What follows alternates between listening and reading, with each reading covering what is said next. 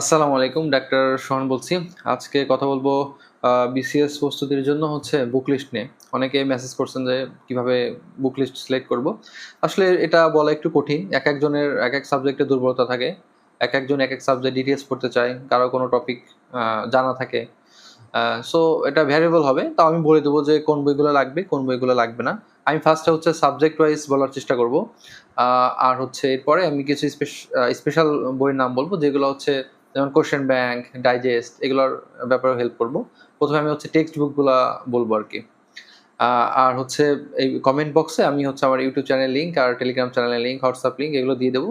যারা বিসিএস এর প্রস্তুতি নিচ্ছেন তাদের আশা করি সাহায্য হবে সেখান থেকে। ওকে, প্রথমে যদি আমি বাংলায় আসি। বাংলায় ২ টা বই খুব চলে। তো আমি অগ্রদূত পড়ছি। আরেকটা অভিযাত্রী বই। ২ টা বই খুব ভালো। তো ২ টার যেকোনো একটা বই কিনলেই হবে। বাংলা ব্যাকরণ এবং সাহিত্য ২ টাই কভার করবে। আর এর সাথে 9-10 এর যে মনির চৌধুরীর বইটা, যেটা আমাদের সময় ছিল, সেই বইটা সাথে রাখা যেতে পারে। কিছু, কিছু টপিক এখান থেকে ইম্পোর্টেন্ট। আর বাংলা পড়ার সময় অবশ্যই গুরুত্বপূর্ণ টপিকগুলো আগে পড়া। অনেক সময় অনেক কঠিন টপিক আছে যেগুলো থেকে কোয়েশ্চেন আসে না। কিন্তু সহজ টপিক যেগুলো থেকে রিপিটেড প্রশ্ন আসে, যেমন সমর্থক শব্দ, বিপরীত শব্দ, প্রতিশব্দ, এগুলো থেকে কিন্তু কোশ্চেন আসে। সো একটু টেকনিক্যালি বাংলাটা পড়তে হবে। সেকেন্ড ইংরেজির কথা যদি বলি, ইংলিশ। তো সেটা ২ টা ভাগ। একটা লিটারেচার, একটা ইংলিশ গ্রামার। ইংলিশ গ্রামার আসলে যাদের প্রস্তুতি খুব ভালো তাদের ক্ষেত্রে ডাইজেস্ট করলে হবে। আর ইংলিশ গ্রামার যারা একটু ডিটেইলস পড়তে চান, ভুলে গেছেন, সেক্ষেত্রে ২ টা বই। একটা ইংলিশ ফর কম্পারেটিভ এক্সাম, যারা একটু কম পড়তে চান তাদের জন্য, প্র্যাকটিস বেশি করতে চান। আর যারা আরো অনেক ডিটেইলস পড়তে চান, অনেক উইক, সেক্ষেত্রে তারা মাস্টার্স করতে পারেন। যাদের সময় কম কিন্তু ভালো পড়তে চান তারা ইংলিশ ফর কম্পারেটিভ এক্সাম বইটা দেখতে পারেন, ভালো। আচ্ছা, এরপরে ইংলিশ লিটারেচার। এটা খুব ইন্টারেস্টিং একটা সাবজেক্ট। এটা আমাদের কখনো পড়া হয় নাই। বিশেষ করে আমার কাছে পড়াই হয়েছিল না ইংলিশ লিটারেচার। কিন্তু পরবর্তীতে আমি এটাই সবচেয়ে বেশি মার্ক পেয়েছিলাম। দেখা যাচ্ছে ১৫ এর মধ্যে ১২-১৩ বা ৫ এর মধ্যে ৫, এরকম মানে বেশি মার্ক পেতাম। যদিও এটা আমার কাছে প্রথমে ভয়াবহ কঠিন লাগতো। সো ইংলিশ লিটারেচারের জন্য আমি ৩ টা বই সাজেস্ট করব, যেকোনো একটা। আমি যেটা পড়ছিলাম এটা মিরাকেল। আমি সময় নিয়ে পড়ছিলাম একটু। সো এটা পড়ছিলাম। বাংলা গল্প পড়তে মজা লাগতো। এজন্য পড়ছিলাম। আর যারা একটু কম সময়ের মধ্যে পড়তে চান তাদের জন্য এ হ্যান্ডবুক অন ইংলিশ লিটারেচার। এটা বিশেষ কনফিডেন্সের একটা বই। বইটা খুব সুন্দর, ছোট, ভালো। আর অনেকে এই গেটওয়ে টু ইংলিশ লিটারেচার এটাও পড়ে থাকে, এটাও ভালো। তো এই ৩ টা বই যেটা ভালো লাগে। তবে যাদের সময় একটু বেশি আছে, মিরাকেল পড়তে পারেন। আর যাদের একটু কম সময়ের মধ্যে ভালো প্রিপারেশন, তারা এই হ্যান্ডবুক অন ইংলিশ লিটারেচার বইটা দেখতে পারেন। এরপর সাধারণ জ্ঞান। সাধারণ জ্ঞানের ২ টা অংশ, বাংলাদেশ এবং আন্তর্জাতিক। এর সাথে ভূগোল আর নৈতিকতা, ৩ টা সাবজেক্টের কথাই বলতেছি। সাধারণ জ্ঞান, নৈতিকতা, ভূগোল আর ভূগোল, এই ৩ টা সাবজেক্ট। যারা একদম কম্প্যাক্ট পড়তে চান তারা বেসিক ভিউ একটা বই আছে, একটু মোটা, ডিটেইলস লেখা, কিন্তু বইয়ে অনেক সুন্দর করে দেওয়া আছে, সাজেশন ভিত্তিক, কোনটা গুরুত্বপূর্ণ, কোনটা কম গুরুত্বপূর্ণ, বইটা ভালো। আর যারা যারা আলাদাভাবে বই পড়তে চাচ্ছেন যে আমি আলাদাভাবে পড়বো, তো বাংলাদেশ আলাদাভাবে, আন্তর্জাতিক আলাদাভাবে, ভূগোল আলাদাভাবে, নৈতিকতা আলাদাভাবে, তারা MP3 সিরিজগুলো কিনতে পারেন। Bangladesh part MP3, international part MP3, ভূগোল, নৈতিকতা আলাদা আলাদাভাবে MP3 পার্টটা পড়তে পারেন। এরপরে সাধারণ বিজ্ঞান। সাধারণ বিজ্ঞান আসলে আমি তো ২ দিন পড়ছিলাম। সাধারণ বিজ্ঞান যারা সায়েন্সের তাদের জন্য খুবই সহজ। তাও যদি কেউ বই কিনতে চান, ওরাকলের একটা বই আছে, এটা দেখতে পারেন, অথবা MP3 কিনলেও হবে।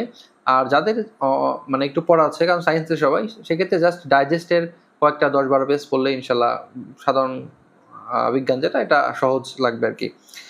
এরপর কম্পিউটার। কম্পিউটারও সহজ লাগবে সায়েন্সে যারা আছেন তাদের কাছে। কম্পিউটারের জন্য আমি ৩ টা বই সাজেস্ট করব। প্রথম আমি পড়ছি আলাস কম্পিউটার, এটা পড়তে পারেন। অথবা একটা বই ভালো আছে, আইসিটি ভিউ, এটাও ভালো বই। আর কেউ যদি কম্প্যাক্ট বই পড়তে চান, MP3ও ভালো। যেকোনো একটা বই পড়লেই হয়। হ্যাঁ, ৩ টা বই দেখবেন যেটা ভালো লাগে সেটা পড়তে পারেন। এরপর গণিত। সো গণিতের ব্যাপারে আসে যাদের বেসিক স্ট্রং ম্যাথে, যেমন ইঞ্জিনিয়ারিং স্টুডেন্ট বা মেডিকেল স্টুডেন্ট, যারা প্রাইভেট পড়ান ম্যাথ, তো তাদের জন্য ডাইজেস্ট করলে বা একটু প্র্যাকটিস করলে কিন্তু এনাফ ম্যাথ। আর যাদের একটু মনে হয় ভুলে গেছি, ডিটেলস পড়তে চাই, সেক্ষেত্রে একটা আছে খায়রুল বেসিক ম্যাথ। ওখানকার সব না, ওখানকার যেগুলো ইম্পর্টেন্ট টপিক, যেমন লগ থেকে প্রশ্ন আসেই, সো এই টপিকটা বললেন। এরকম মানে ইম্পর্টেন্ট টপিক খুঁজে খুঁজে পড়া, যেমন বীজগণিতে পড়লে ৯ মার্ক মানে বেশি কোশ্চেন আসে। আর পাটিগণিতের ক্ষেত্রে দেখা যাচ্ছে অনেক বড় করে কোশ্চেন কমন ফেলানো যায় না, একটু কঠিন প্রশ্ন হয়। জ্যামিতি থেকে একটু কোশ্চেন পড়া যায়, এরকম আর কি, মানে টেকনিক্যালি পড়তে হবে আর কি। ওই বইগুলো থেকে সব পড়া যাবে না। যেগুলো গুরুত্বপূর্ণ টপিক, ইম্পর্টেন্ট প্রশ্ন, সেগুলো সলভ করে রাখতে পারে। তাহলে খাইরোজ বেসিক ম্যাথ পড়া যেতে পারে, অথবা ব্যতিক্রম একটা বই আছে যে ককটেল, এটাও একটু দেখতে পারেন যদি কারো পছন্দ হয়ে যায়, এটাও করতে পারেন ভালো। এরপর হচ্ছে মানসিক দক্ষতা। মানসিক দক্ষতা রিটেনের প্রস্তুতি একসাথে নেওয়া ভালো, কারণ রিটেনও আছে এরকম। মানসিক দক্ষতার জন্য খাইরোজ যেটা, এটা ভালো। আর একটা আছে হচ্ছে আপনার এমপি3টা ভালো। আর যাদের মানসিক দক্ষতা ইজি লাগে সেক্ষেত্রে ডাইজেস্ট থেকে পড়তে পারেন, অনেকে ডাইজেস্ট থেকেও পড়ে। সো খাইরুল অথবা এমপি3 যেটা ভালো লাগে, খাইরুলসটা বেশি ইউজ করা হয় আর কি, বেশি সবাই পড়ে। সো এই হচ্ছে আমাদের বুক লিস্ট, মানে বই যেগুলা। আর 4টা জিনিস একটু লাগবে, যেমন হচ্ছে আমি যদি কোশ্চেন ব্যাংক, কারণ কোশ্চেন সম্পর্কে আইডিয়া লাগবে। যাদের বিভিন্ন কোচিংয়ে ভর্তি হওয়া হবে তারা তো কোশ্চেন ব্যাংক পাবেন।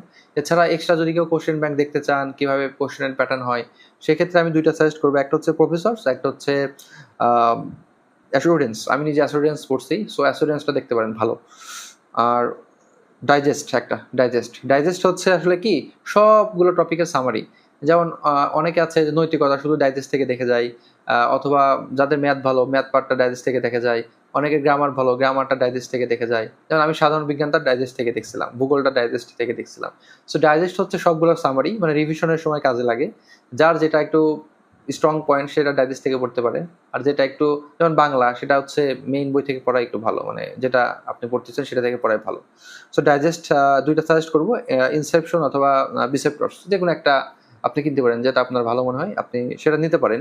নট ম্যান্ডেটরি, তবে যারা নিতে চান নিতে পারেন। 3 নম্বর হচ্ছে জব সলিউশন। জব সলিউশন আসলে শুধু যে আমাদের বিসিএস এর পরীক্ষার জন্য লাগবে এরকম না, বিভিন্ন ধরনের চাকরির পরীক্ষা হয়, ডক্টরদের বা অন্যান্য সবারই হয়। সব জায়গায় কিন্তু জব সলিউশন ভেরি ইম্পর্টেন্ট। যেমন পরমাণু পরীক্ষা হোক বা যে কোনো চাকরি হোক, সব ধরনের চাকরিতে জব সলিউশন ইম্পর্টেন্ট। কিছু ইম্পর্টেন্ট টপিক থেকে জব সলিউশন হেল্প হতে পারে, যেমন লাইভ এমসিকিউ একটা জব সলিউশন আছে, এটা খুব ভালো। লাইভ এমসিকিউর প্র্যাকটিসের অংশ আছে, এটাও ভালো। আর হচ্ছে প্রফেসরস জব সলিউশন, এটাও দেখতে পারেন ভালো। যে কোনো একটা জব সলিউশন রাখতে পারেন সাথে। 4 নম্বর হচ্ছে অনলাইনে প্র্যাকটিস করা, কারণ সারাদিন ডিউটি করতে হবে, সারাদিন বিভিন্ন কাজকর্মের জন্য থাকতে হবে, সবসময় তো আর বই নিয়ে ঘোরা সম্ভব না। সেক্ষেত্রে কিন্তু আমরা খুব সহজেই যে কোনো একটা লাইভ এমসিকিউ অ্যাপটা খুব পপুলার, সেখান থেকে প্র্যাকটিস করতে পারি, অথবা অন্য অন্য চর্চা বা আরও কয়েকটা অ্যাপ আছে যেগুলো আমরা কিন্তু ব্যবহার করতে পারি।